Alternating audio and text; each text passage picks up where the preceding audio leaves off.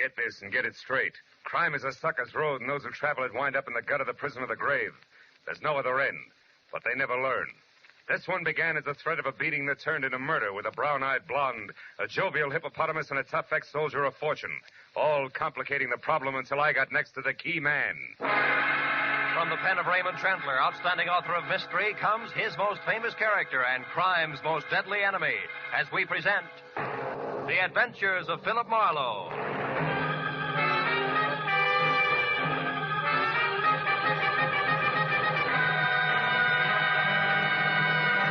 Now, with Gerald Moore, starred as Phillip Marlowe, we bring you tonight's exciting story, The Key Man.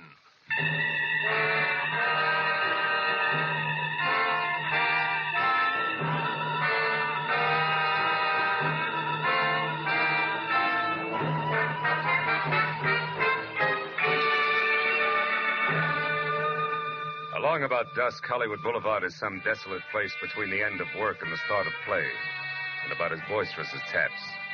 So except for a sallow-faced masher leaning against a nearby storefront warming up his evening leer, I was alone on a lot of fancy pavement when I walked up to the box office at the Newsreel Theater near Cahuenga. Paid my 40-cent admission, tax included, and started inside, where, of all places, I was to meet my new client, one Mark Hummel. He'd called my office at 6:35, and in a tight voice, fringed with fear, urged me to find him in the last row, last seat, far left of the Boulevard Cinema at once, if I could use a $50 bill. It was exactly 6:45 when I crossed the length of lobby to aisle 4 and entered the theater proper, which was almost empty. It was 2 minutes after that before I could see well enough to tell that the man all alone in the aforementioned seat, who wore white French cuffs protruding out of gray flannel, a pleated frown and not paying any attention to the bathing beauties on the screen who were water skiing through Florida's Cypress Gardens, had to be my client. I eased in and sat down next to him. I could see he was watching me out of the corner of his eye. Marlowe? Yeah. My plane leaves for New York in half an hour. Watch it, honey. You ought to see that I'm on it and in good health. Who wants it otherwise? Barney Kovac, an ex-soldier of fortune who thinks with his fists. He works as store boss in a garage where they park cars. He's threatened to kill me with his bare hands. Why? What'd you do? Oh, nothing. It was perfectly legitimate. Mm-hmm. He had a chance to get out of Hippo Link's place. Get out of whose place? Hippo Link. Oh. Kovac had a chance to buy a location of his own. But you got there first. Look, Mr. Hummel, why don't we continue this in the lounge? It's quieter out there. Yes, with a few things. Yeah, come on.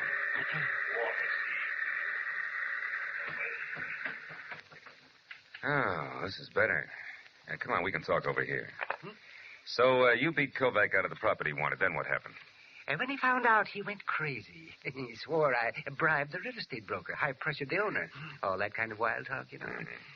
Now, Marlowe, the place I bought from under him is a good investment. Oh, yes. But chicken feed compared to the deal I'm going to close in New York tomorrow. If I get there. So for $50, I'm to see that you do just that, huh? Yes, but I've already made your work easier.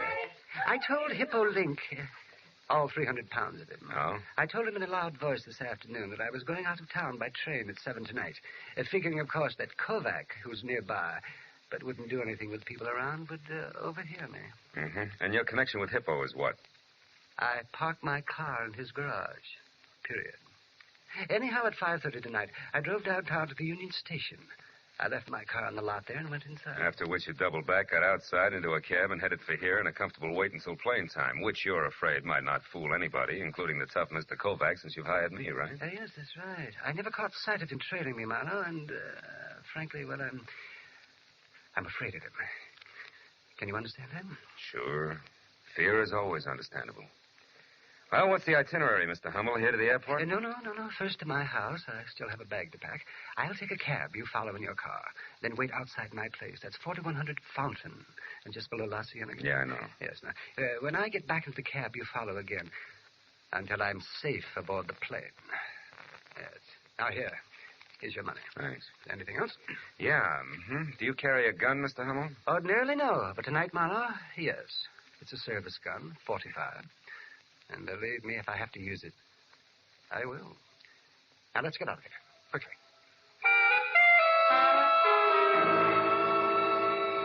I was 20 minutes playing follow the leader up through Hollywood to Fountain Avenue as far as the neat cube of stucco that was number 4100, where I parked behind the taxi, lights out, and waited. Until I heard a frightened scream from what had to be Mark Hummel.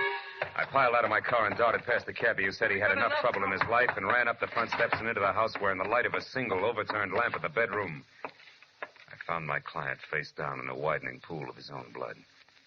I started for the rest of the rooms, but then the sound of a motor roaring out of the alley behind the house told me I was wasting my time.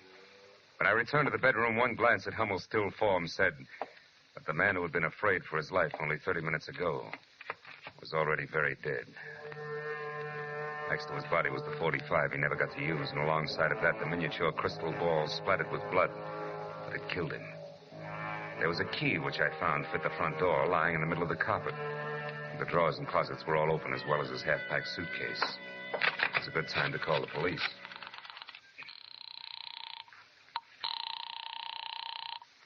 Homicide, Detective Lieutenant Matthews speaking. Marlow, Lieutenant. I'm at 4100 Fountain and standing next to a man named Mark Hummel who used to be a client. He's dead, Matthews, murdered. Any idea who did it, Phil? Well, I got an idea it might be a lot of muscle called Barney Kovac, who works in the garage on Santa Monica Boulevard. You sure it wasn't a robbery killing? No. Well, we've had a lot of second-story jobs there about every 3 weeks in that neighborhood. I'm not sure of anything yet, but you see, I was high... Uh-oh, company, Lieutenant. I'll catch up to you later. Mark, I beg your pardon. Is it Mr. Hummel in? Yes and no.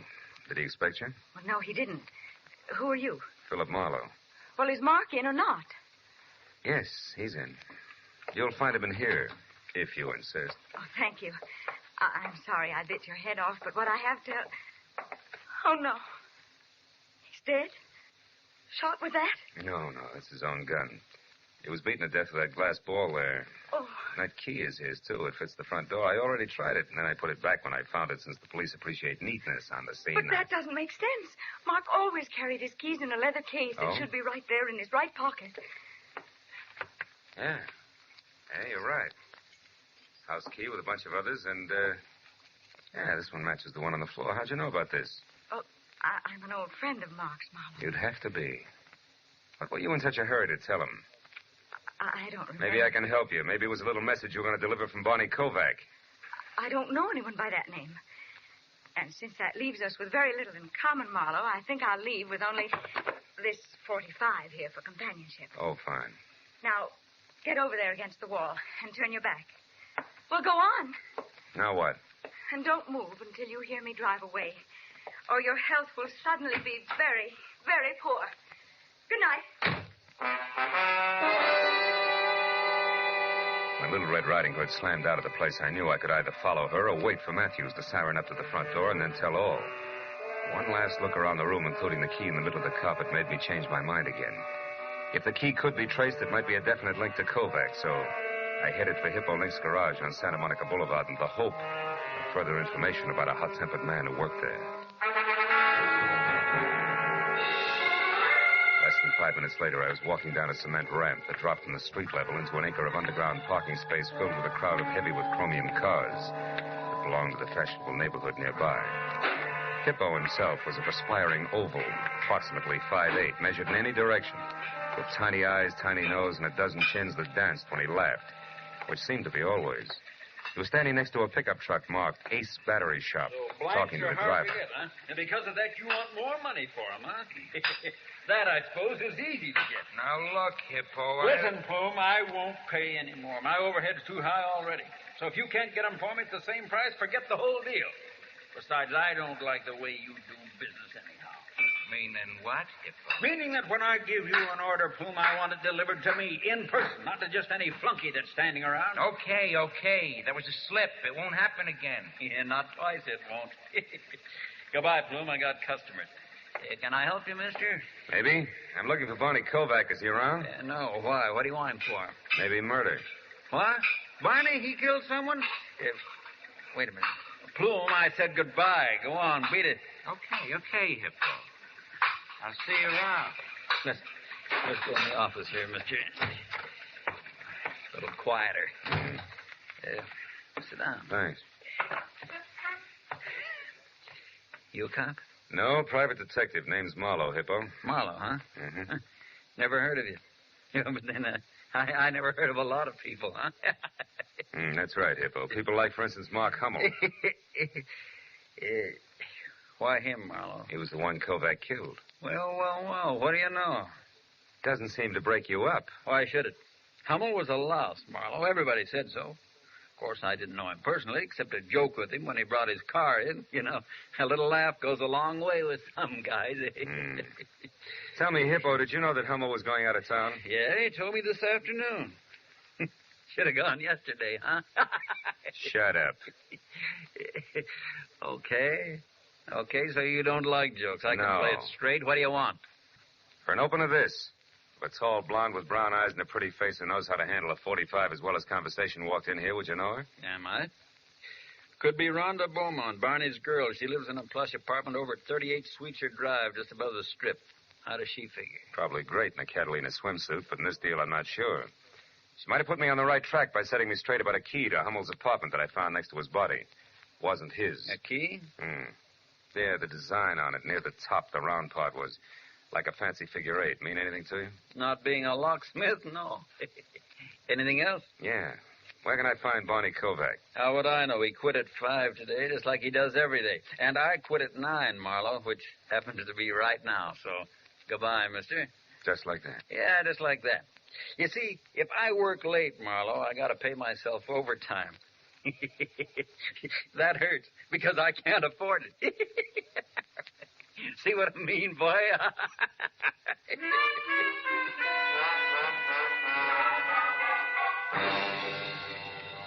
I was out on the street and behind the wheel of my car before I saw the man in the back seat who had a snub-nosed .38 leveled at my hairline. He looked rugged enough to be no one else but Barney Kovac. Drive, Marlowe. Straight to the corner of Melrose and Orange Drive.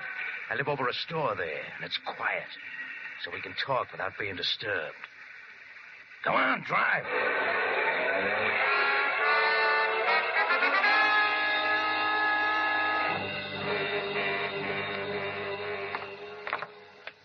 Right ahead of you, Marlowe.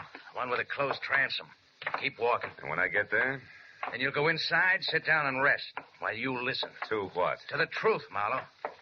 I've been following you long enough tonight to know that you're off your rocker. You see, fella, I didn't kill Hummel. Yeah, I know. He's double-jointed. It was suicide. Slugged himself from behind. All right, until he cut was... it. Here, here's the key. Open up. Okay. Hey, you made a mistake, Kovac. Wrong key. What are you talking about? Let me see that. Sure. With pleasure. Stupid. Now that I got your gun, Bud, try it yourself. Come on, Kovac. Close quarters make me nervous. You're making a mistake, Marlowe. Yeah, sure I am. The guys who are off their rocker always do, remember? Now get over there in that chair and behave while I use your phone. Marlowe, don't move or I'll kill you. Hippo. Barney, take the gentleman's gun. It's heavy for him. Sure. Here, boy. Here's some money. Get clear of L.A. till this thing's all cleaned up. You're in a bad spot. I know, but I didn't kill Hummel, Hippo. You gotta believe me. Yeah, by all means. Barney, my boy, if you say it, I believe it. But others won't be that accommodating, I'm sure, so go on. And no matter what you do, don't worry about Marlowe. Huh? Nah, he won't be following you. You can count on that, Barney.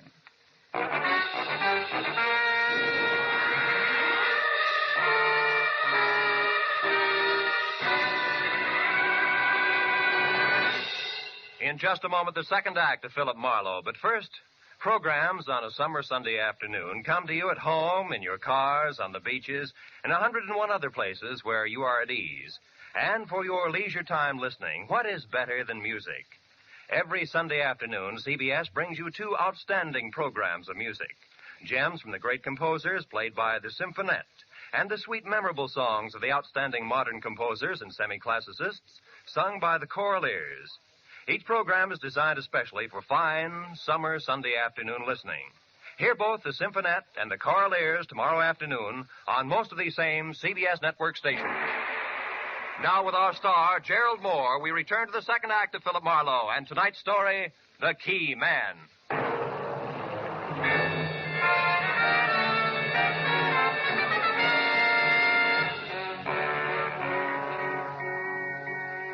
The gun wrapped in the thick, fat fists of Hippo looked like a toy as he leveled it at my chest while Kovac got away. Then the fat boy kicked the door shut, leaned his ponderous 300 pounds against it, and smiled. The smile faded gradually and finally died, but the muzzle of the gun in his hand didn't so much as twitch until the battered alarm clock on the dresser had clanked off a monotonous 15 minutes. At that point, Hippo Link leaved his face up into another smile, waddled across the room, and laid the gun down on the table in front of me. Okay, Marlowe. You behaved yourself real nice. Barney's got all the head start he'll need, so you can leave now. You know something, Link? You're not only fat between the sleeves, you're overweight between the ears, too. Helping a suspect escape doesn't sit well at headquarters. Now, just a minute, boy. You're kind of jumping to conclusions, aren't you? You were putting the muscle on a friend of mine, and I helped him out. That's all that happened so far, so you look a little silly running me in on that.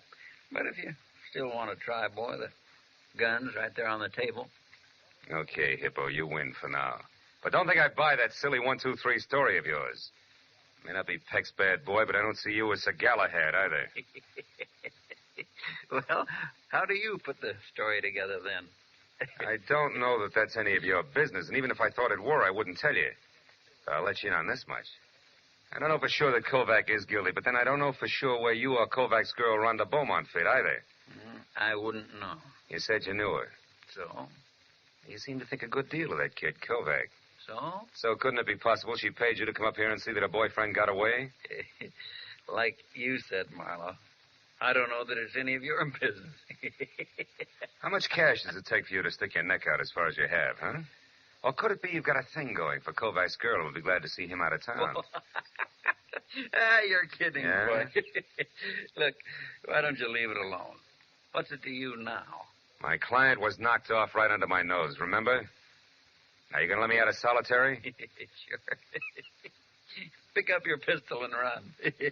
And if you need me for any more help, why, be sure and let me know. I left Hippo standing at Kovac's flat, and downstairs I stopped in a phone booth long enough to have the latest developments for what they were worth relayed to Lieutenant Matthews. Then I drove out to where Sweetser turned straight up into the hills and parked in front of number 38, the Murrow Apartments. A terraced heap of pastel plaster and angled glass in which Rhonda Beaumont had a first-floor front. I took a look at the large private view of the city as I crossed the small private patio and knocked on the substantial private entrance. When it cracked open, I helped it along just enough to step inside. Marlowe, you will come in, won't you, whether you're asked or not? Yes, and it's sweet of you to ask me, Rhonda. Is he here? He? Hmm. In a city of 4 million, half of which are male, that borders on being a stupid question. But the answer is no in any case, because until you strong-armed your way in here, I was alone. I can't buy it. I figure Barney's the kind of a boy that will want to take stuff like you right along with him when he leaves. Barney leaving? Mm-hmm. What are you talking about? He's running away from that mess over on Fountain. He's leaving town. You're lying. I've heard enough from you. I'll take the handbag, baby. Heavy enough to have that cute .45 caliber compact inside, right? Okay, it's in there. Take it. I don't care. But look, Marlowe, is that the truth about Barney leaving town? As if you didn't know, yes. And while we're on that subject, why did you show up at Mark Hummel's place tonight? Well, I went there to warn him about Barney. Wait a minute. I thought you were in love with Kovac. I am. Do I have to draw you a picture? Barney Kovac's strong and reckless, but he was trying hard, awfully hard, to get started for himself, and then... Well, I used to go with Mark before I met Barney, and because of that, Mark deliberately beat him out of the best deal he'd ever had, the louse. Just to spite me. Well, Barney was furious, and I knew something terrible would happen if they ever got together, so I went to tell Mark to stay out of his way, that's all. You got there a little too late, is that it? I don't know. Well, at least give me a handkerchief out of my bag, Marlowe, darn it. Yeah, sure. Here, Hey, these keys. Rhonda, this one, the one with the figure 8 design. Where'd you get it? Oh, it's my new door key. Yeah, I know, but where'd you get it? I don't know. Barney had it made for me one day while we were having lunch. Who's the guy who made it? I don't know. Where were you eating that day?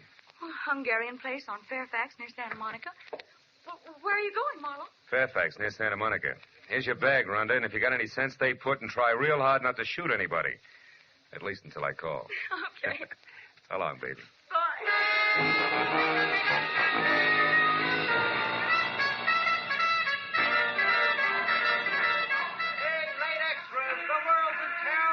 It's a mess. Read all about it. Late extra papers. It's all over now. Paper, mister? No, thanks, kid. Tell me something. Where's a locksmith on this block? Locksmith? No, there ain't none. Oh, come on. Sure there is. A guy who makes keys. It's got to be. Think hard, will you? It's important. Think hard, he says. Look, mister, I know this whole neighborhood like the back of my own hand. No key maker. Uh-huh. Well, how about a guy who sharpens saws, scissors, things like that? No, nothing like that. We got filling stations, bars, a delicatessen, drugstore, shoemaker, dry goods store, 3 restaurants. One's Hungarian. That's on Fairfax. Yeah. Ace Battery Shop there across the Ace street. Battery A toy Shop. store on the corner. A lampshade Battery joint. shop. and Wait a another minute. street. Hold it. Battery. Ace Battery. Plume. Plume. Yeah, that's it. Old man Plume owns the joint. Ah. A real sour apple, you know what I mean? Place is a dump, too, but he works hard. He's probably over there right now, working in the back room. Bless you, my boy. Thanks a lot.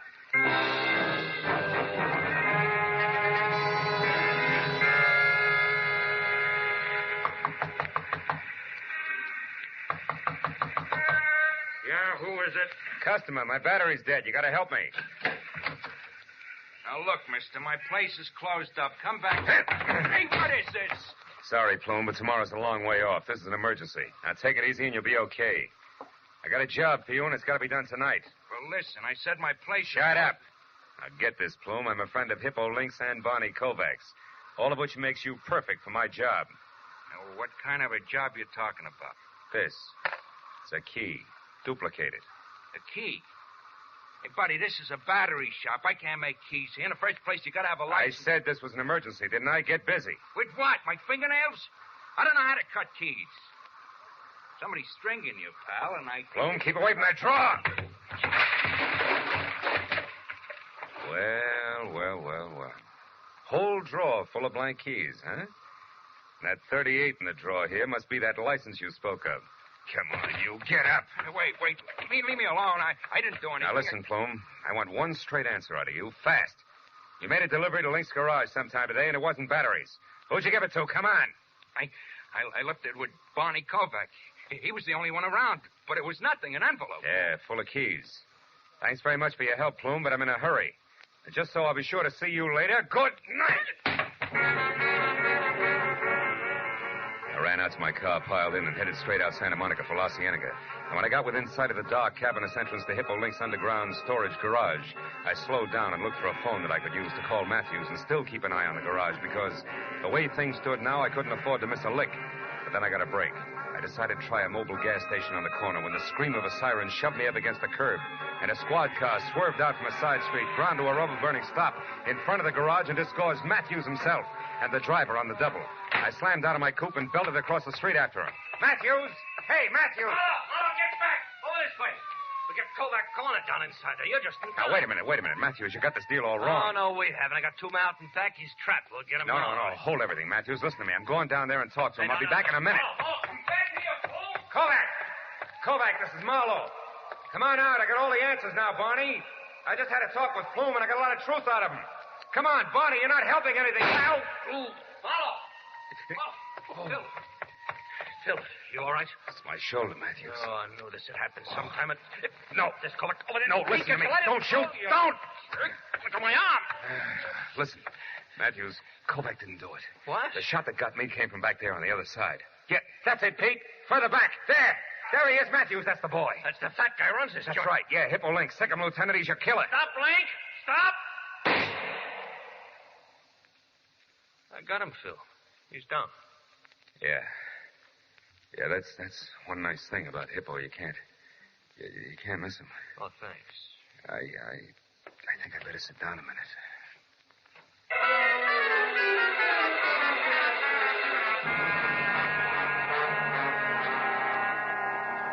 Hello, Marlow. You feeling better now? Oh, great.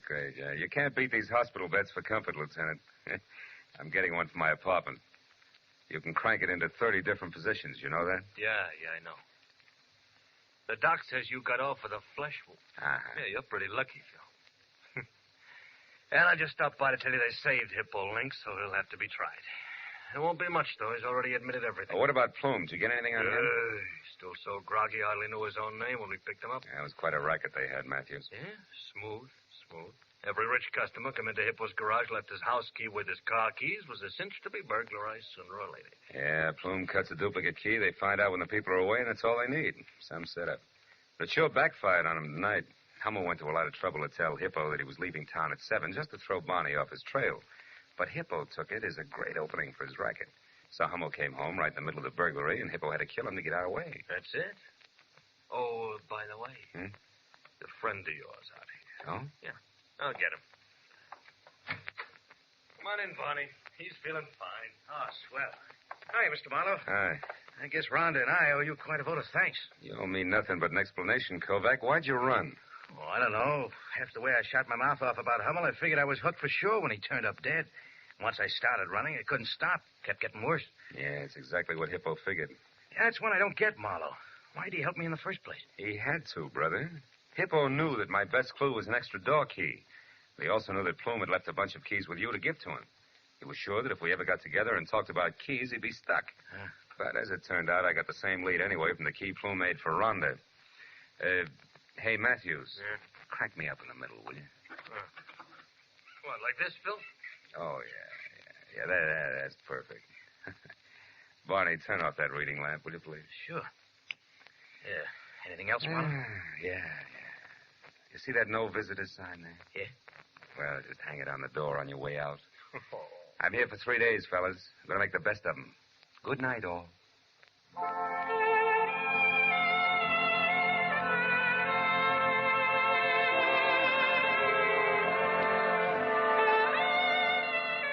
When they left, I nestled down into the solid comfort of clean sheets and quiet darkness.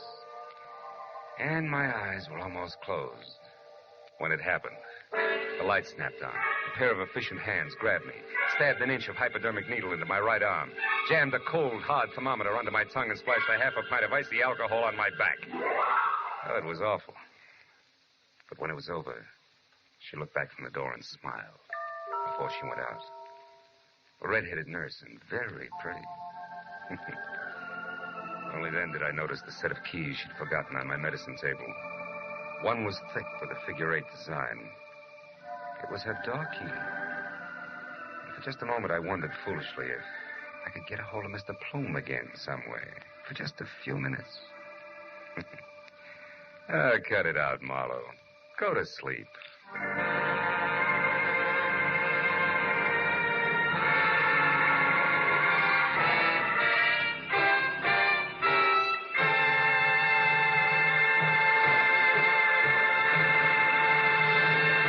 The Adventures of Phillip Marlow, bringing you Raymond Chandler's most famous character and crime's most deadly enemy, star Gerald Moore, and are produced and directed by Norman MacDonald.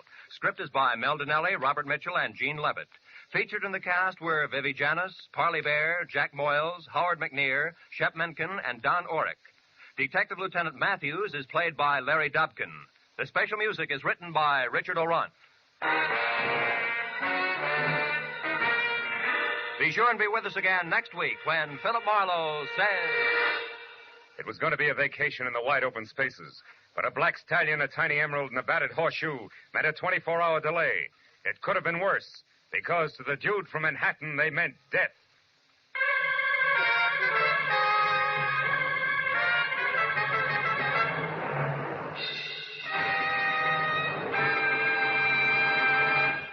Most of us think we are free of tuberculosis. Yet how many of us make sure with periodic chest x-rays that we have no symptoms of this dread disease? Anyone can have TB without being aware of it. In the early stages, there are often no signs, and yet it is in this early stage when it is most important for the disease to be detected. So remember, TB can be cured if you catch it in time. Make an appointment for that chest x-ray immediately. This is Roy Rowan speaking. Stay tuned now for Gangbusters, which follows immediately over most of the same CBS network stations. This is CBS, the Columbia Broadcasting System.